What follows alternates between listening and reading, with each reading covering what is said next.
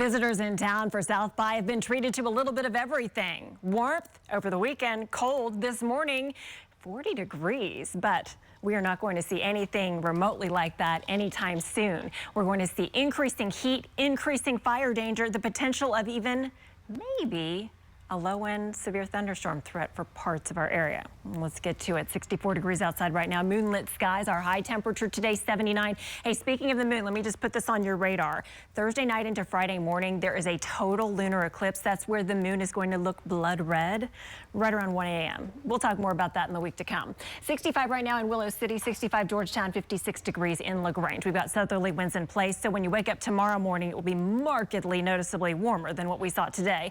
Forecasting a low of 48, sunny skies through the day. By 2 o'clock, we're up to 78, high temperature 83 degrees. Warmest so far this year is 87. That was back on February 8th. Get ready for 90s later this week.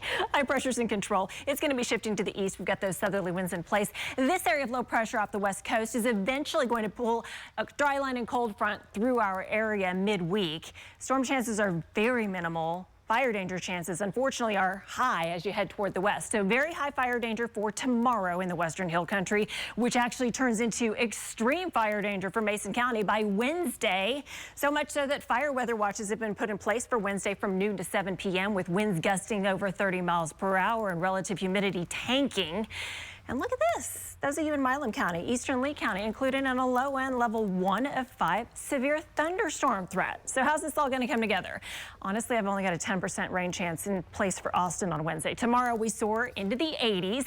Wednesday, there might be a spotty little area of drizzle in our eastern communities, but it's waiting for that front. There may be some isolated action that tries to pop up with the front, but more than likely, there's not going to be a bunch. So that's why there's just a level 1 threat of severe storms. But the bigger thing to note, look at this. Thursday, we are jumping all the way up to 93 degrees. That won't just tie a record, that'll beat the record of 92 from 1971. You may say, but wait a second, that's a cold front coming through. It is a Pacific front.